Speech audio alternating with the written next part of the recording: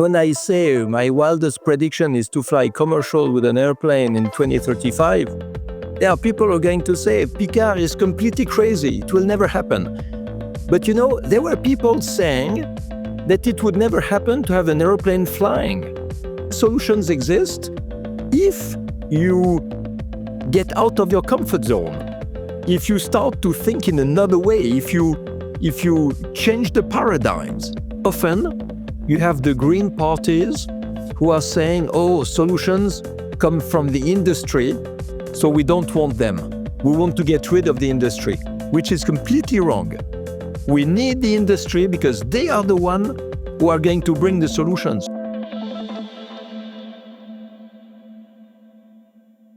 Bertrand Piccard can be regarded as the Antoine de Saint-Exupéry of the 21st century. An adventurous explorer, relentless innovator, and visionary, Piccard is a Swiss psychiatrist and aviator. In 1999, he piloted the first balloon to fly around the world non-stop, and in 2016, he completed the first global circumnavigation in a solar-powered electric airplane. And now he's leading the Climate Impulse project, working towards the first non-stop hydrogen-powered flight around the world. Welcome to the show, Bertrand. Thank you very much for the invitation. So let's kick this off with the opening question. What's your wildest prediction for the future? If a prediction has to be wild, I would say that I envisage the first commercial flight with passengers in a hydrogen-powered airplane by 2035. That seems quite soon. Yes, it has to be a wild prediction. You know, if I say in 100 years, nobody will care, nobody will start to work on it. So let's say in 10 years, 2035, a hydrogen-powered airplane with passengers flying commercially. And if you don't put an ambitious goal, it will never happen. And tell us more about what this looks like. Is this using hydrogen as a combustible fuel, or is this using fuel cells? How do you see the innovation going? Yeah, a lot of people believe that hydrogen can only be burned in a normal engine, and actually you can do better than that. You can transform the hydrogen into electricity through a fuel cell and feed electric motors that are 3 times more efficient than the combustion engine. So this is how you can propel a plane in a completely clean and very efficient way. There's quite a lot of different kind of pathways almost towards innovation in flight. So some people are talking about kind of battery-powered planes. Some people are talking about hydrogen as a combustible fuel. What are the kind of pros and cons to each of those different approaches towards a more sustainable way of flying? If you burn hydrogen, you will have some gases. You have nitrogen oxides and you make particles in the atmosphere. It's not completely clean. If you take SAF, which is sustainable aviation fuel, well, what is SAF? You take waste from agriculture, from cooking oil, from plastic, from whatever. You have it here, and you make a fuel out of it, and you put the CO2 back in the atmosphere. So in a way, it's neutral, because it's the same CO2 that is captured in the waste and that will go back to the atmosphere. But it is carbon neutral in a situation where it could be carbon negative. Because if you have all this carbon in your hands, instead of making a fuel, you can sequestrate it under the earth, underground. So you see that if you really want to be completely outside of the cycle of carbon, you take renewable energy like solar, wind, hydroelectricity. You electrolyze water with this electricity in order to produce hydrogen. And then you have this hydrogen that you can either compress to use it in a gaseous form or liquefy. It's called liquid hydrogen, but you have to keep it very cold. You keep it at minus 253 degrees in very well-insulated tanks, like a thermal bottle. And then you use it to go through a fuel cell, and you can feed an electric motor with it. So it's not the easiest way to do. It's the cleanest way to do. And this makes a difference because, of course, today you have people who say, yeah, but it will never happen soon. And when I say my wildest prediction is to fly commercial with an airplane in 2035, Yeah, people are going to say, Piccard is completely crazy. It will never happen. But there were people saying that it would never happen to have an aeroplane flying. In 1903, you had very high-level scientists who explained and proved that it was impossible to fly with a heavier than air, because they just did not understand that you can produce lift with the speed of the air on the surface. It creates a lift even if you are heavier than air. And there were people saying, a cell phone, mobile phone, it cost $15,000. It's a suitcase. That was 1980. It will never happen globally. And now we all have a cell phone in the pocket. So it's very, very dangerous to be skeptical. Yeah. Because afterward, you look completely stupid. When you say something is impossible and it happens, you just hope that people forget what you said. I mean, and you're already trying to make this happen as well. I mean, tell us a little bit more about the Climate Impulse project and how that project's going and where the idea came from. Climate Impulse is not my first project. The first time I flew around the world, it was non-stop, and it was in a balloon for the first time ever. That was with my friend Brian Jones, a British co-pilot. And that was 20 days in the air, and also a lot of people had tried and failed, including Richard Branson, Steve Fossett, a lot of different explorers. And we showed that it was possible. We did it. Then I wanted to fly around the world on solar power. So an airplane with no fuel at all. And here again, the world of aviation was laughing. The world of energy was laughing. All the specialists said, you can never have an airplane that has the size of a jumbo jet, but the weight of a family car, flying with the power of a scooter. Well, we made it.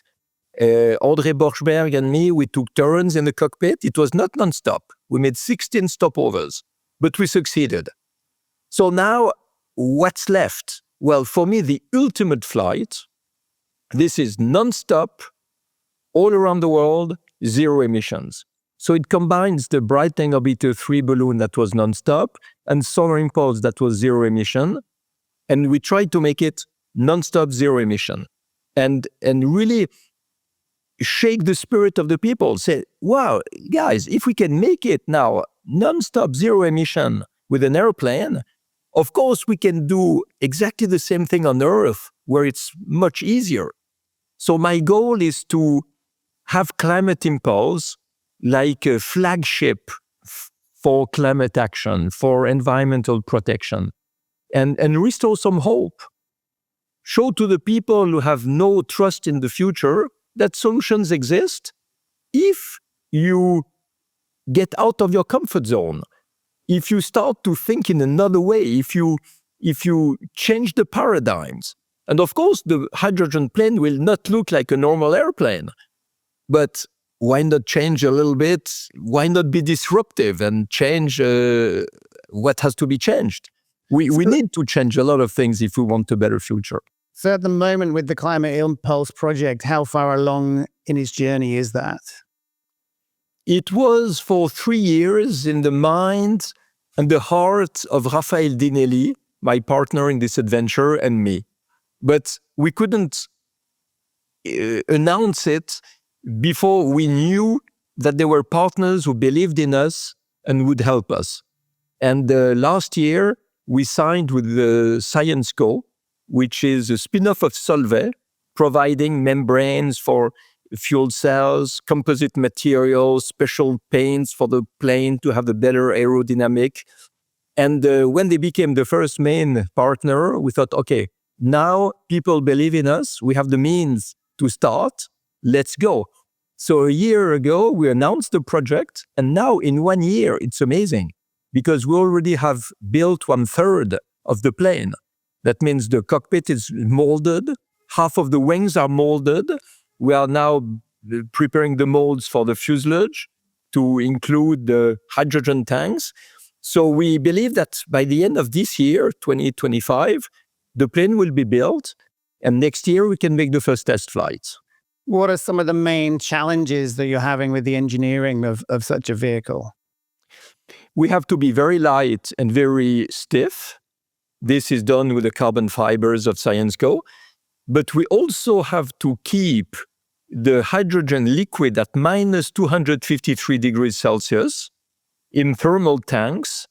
And this has never been done before, having a tank that can keep the hydrogen liquid for 9 days in the altitude and just take the good evaporation of the hydrogen to feed the fuel cell and the motors. So this is the big challenge. I would say the challenge is not the cell, the fuselage anymore, the wings anymore, because we know how to do that.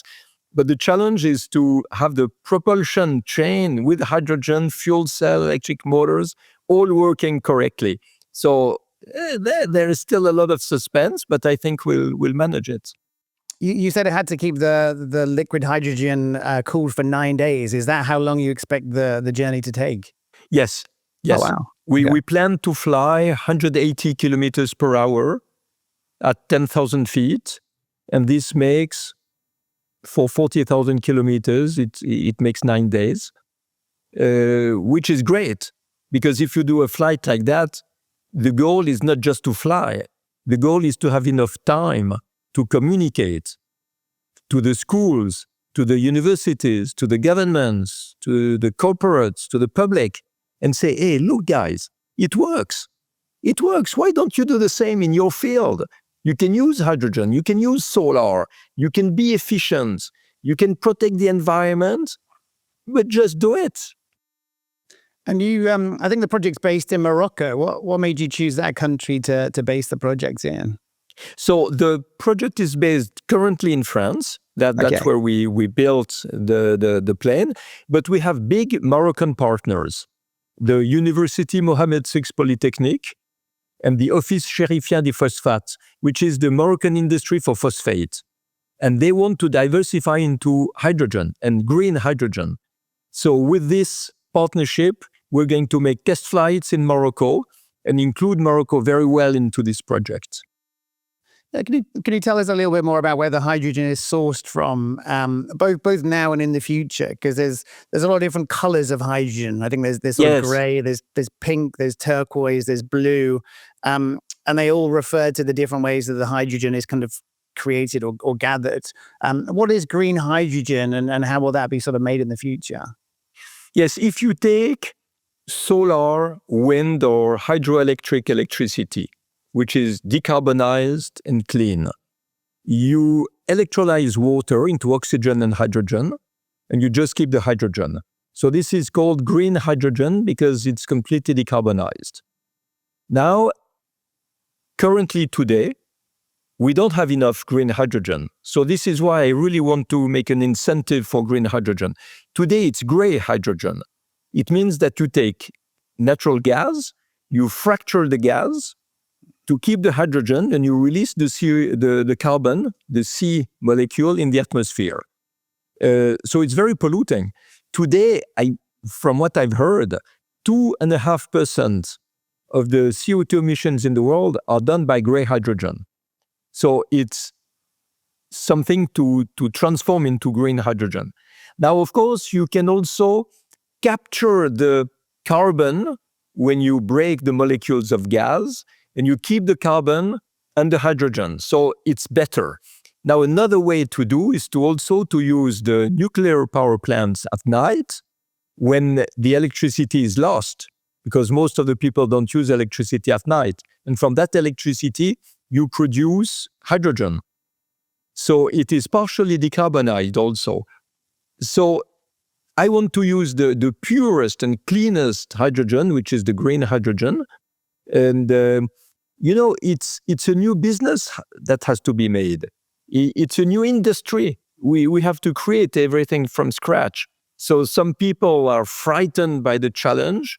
Other people who are explorers are incentivized, motivated by the challenge, say, wow, it's great. There is a new industry we can do, and we can do so much better than burning fossil fuels. Can you imagine? We burn fuel to run the cars, to run the airplanes, to heat our houses, to produce steel, and we destroy the planet, and we destroy humankind, and we kill 8 million people per year with the air pollution done by fossil fuels. So of course we have to make it better. And if we have the solution with solar, with wind, with hydroelectricity, it's perfect, but you need to store that energy. So you can store it in batteries. That works for cars because a small battery for a light car is okay. But if you want to put electricity in a plane, in a train, in a heavy truck, in a boat, then batteries are too heavy. And this is where the hydrogen is a perfect storage. It's interesting when you first start looking into this, there appears to be many kind of almost too good to be true facts about hydrogen. So the energy density to it, the idea that it can kind of combust while only producing water at high altitude. And then you also read about all the problems to do with distribution and creation and the new kind of engineering challenges. Net, quite a lot of people look at this and they think the problems are too difficult. They think it requires too much rethinking. What would you say to those kind of critics that think that this is a bit of a dead end?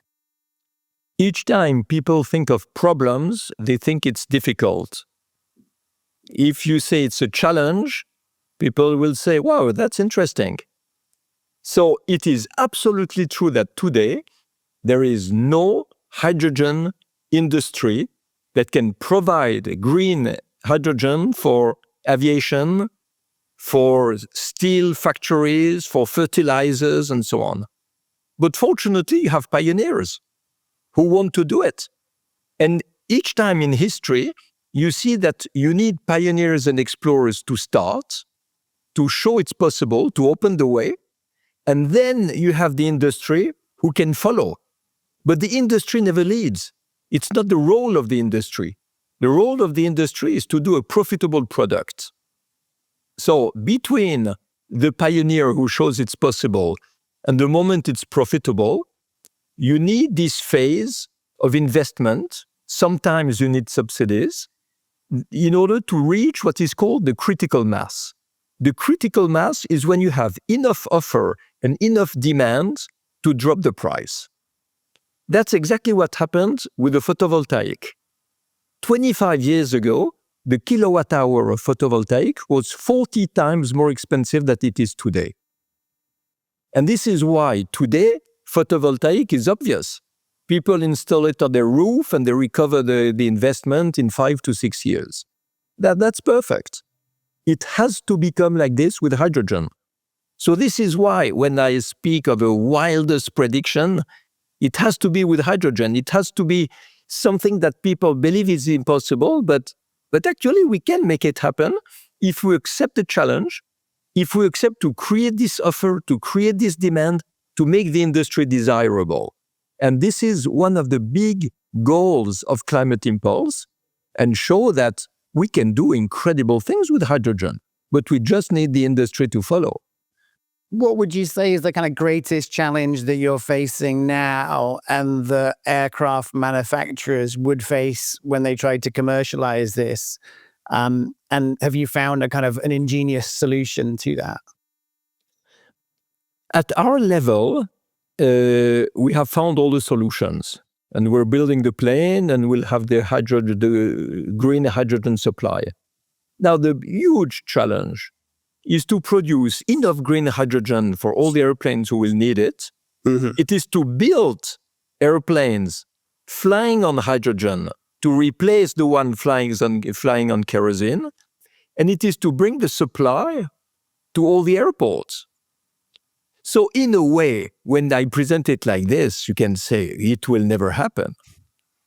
But like in the examples I gave before, computers, cell phones, photovoltaic, airplanes, everything happened. There was a moment where it was easier to go with a horse to travel. And the first people who came with a car were considered to be completely stupid because there were no gas stations for them. But the gas stations developed at the same time that the cars were developing, so they could go further, they could go everywhere, and it became obvious. And then horse riding was not to travel anymore, it was just a sport. So we have to do the same thing with hydrogen. And what I want to do with Climate Impulse also is to bring together the pioneers who would like to change something in this world. Mm-hmm. People who are not afraid by what is considered to be impossible. And when you have a very high challenge, the people that you bring in your team, that you bring in your network, in your ecosystem, are very disruptive people. They are creative, they are innovative, they have skills, they have qualities, they want to bring solutions to problems, they want to bring answers to questions. And this is why a project like that is something I love so much, because it brings fantastic people together. To what extent are those mindsets found in the kind of incumbent players? Maybe this is an unfair question, but when you look at the likes of Boeing or Airbus that make the planes, engine manufacturers like Boeing, when you look at the energy companies that already supply jet fuel, how would you characterize their attitude towards this kind of change? They are skeptical for most of them because they don't want to destroy their business, which I can understand. But nevertheless, you have Airbus, who is a real pioneer. Airbus is studying an airplane that is fully hydrogen for commercial purpose. So I don't know if it will be ready in 2035. But if it's not them, it will be somebody else. There will be hydrogen airplanes flying, maybe with 30 or 40 people. But I think Airbus has everything in their hands to make it happen. They are very serious, and they helped us. It's Airbus who made the aerodynamic of Climate Impulse airplane. And I'm very thankful to them. They are not laughing at me. They consider Climate Impulse a little bit like a test bench for their own project. And when I speak about hydrogen to big oil companies, they know that it's a business for them, or it will be a business for them. They take it very seriously. And what they just wish is to have a demand, because they are ready to invest in the offer. But if nobody buys it, it won't work. So it's a bit the chicken and the egg, where each one waits for the other one to do something. But it may almost be like a classic case of disruption and the innovator's dilemma, where the existing players are happy with the current status quo, and it requires a kind of a thrusting startup with different economics to kind of challenge that and to show them the way, and then they'll have to respond to that. Yes. And what is disturbing the status quo today is climate change, the shame of flying, the cost of fuel, but also the cost of the ton of CO2, the carbon tax. So there is a movement for the protection of the environment that is incentivizing everyone to be cleaner and more efficient. And this is why I really wish that the governments take it more seriously and go faster on the carbon tax, on the incentives for the green industries, for green solutions, clean solutions, I would say. With my Solar Impulse Foundation, we have identified in the world 1,800 solutions that are economically profitable to protect the environment and fight climate change. But they are not used enough. People look at that and say, it's wonderful. Oh yes, we can do so much. And they don't use them. So this is also something crazy. You are absolutely right to say that the incumbents sometimes are very heavy to move, but even the public. So many people would like just to do as they have always done. And this is why you need pioneers to wake them up. And what does this kind of change in pragmatic terms? Like these aircraft in the next sort of 10, 20, 30 years that fly using hydrogen, will they look like existing planes, or will they be more like a kind of blended wing type aircraft? Are these going to be kind of long range jets, or are they going to be doing kind of short city routes? Like how do the economics work as well? What does this future look like? Yes, hydrogen has more energy power than kerosene per kilo, but the kilo takes more space. So the tanks are bigger, although the weight is maybe lighter. So what Airbus has shown is that the commercial airplanes will probably have the hydrogen in the fuselage and the passengers in the wings. So it is a disruption, and I love that.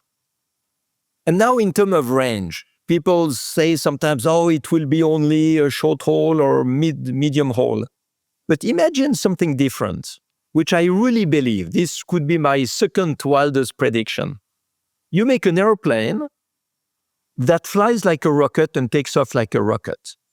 And the fuel would be oxygen and hydrogen. Liquid oxygen, liquid hydrogen, exactly like Ariane, the Ariane rocket is using. You take off with 100 people on board. After maybe 20 minutes, you are at 100 kilometers of altitude and you shut down the engine.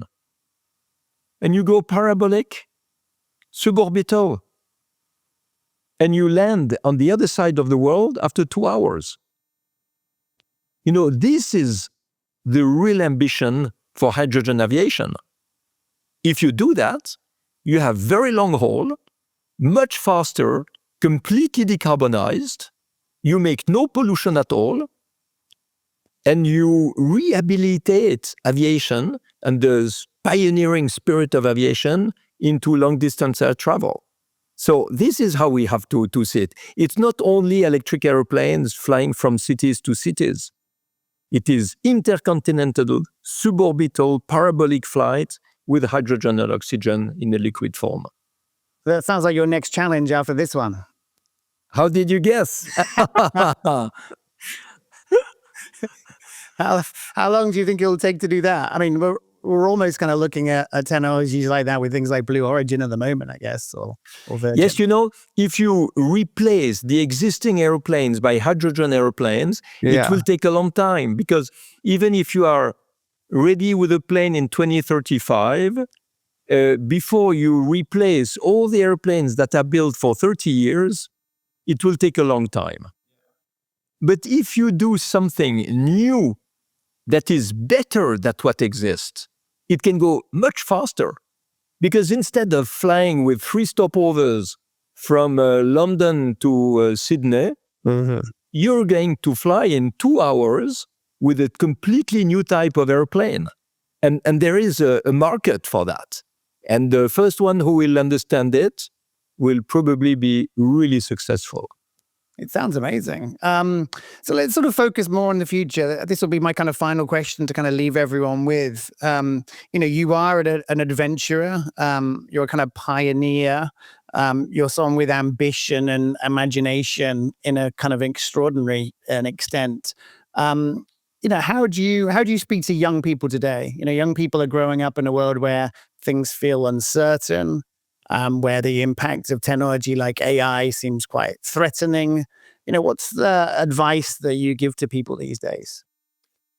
If you look in history, there always has been periods like this in every civilization where there were big threats, epidemics, wars, revolutions, natural disasters, and humankind has always survived because humankind had to evaluate, had to adapt, had to be resilient. And today, it's absolutely true that there is a big challenge. But if you present it to the young people saying there's no future, people will be afraid. They won't have any children anymore. They will not even go to school because they will think it's useless. So I think it's criminal to tell to young people there is no future. We have to tell that there are existing solutions that have to be implemented. There are a lot of things that we can do. There are new jobs that need to be created. You know, today, if I was 17 years old, maybe I would not go to university. I would go to a technical school that would teach me how to drill, to put heat pumps, geothermy. geothermal heat pumps, how to renovate buildings, how to install solar panels. All these are jobs that are not available today. If today you would like to renovate all the buildings of your country, put heat pumps, LED lamps, solar panels, there would not be enough people trained to do it. It would take ages. So there is a lot to do, a lot of new jobs to create, a lot of action to undertake. So I'm not bringing hope as a dream. No. Hope has to come from action. And action is possible because there are solutions. And this is the mindset we have to introduce. If the activists screaming in the street were screaming solutions instead of problem, things would change much faster because the governments would become aware that they have to push for the solutions, incentivize the solution, invest in the solutions, maybe regulate to replace the inefficient and polluting systems by the clean and existing solutions that exist today. Today, they're not doing it enough. So maybe this is where we need the green activist. It's to push to have solutions. But too often, you have the green parties who are saying, oh, solutions come from the industry, so we don't want them. We want to get rid of the industry, which is completely wrong. We need the industry because they are the one who are going to bring the solutions. We need the industry. We need all these technical solutions if we want to make the world better. Thank you so much for coming on the show, Bertrand Piccard. With pleasure, Tom.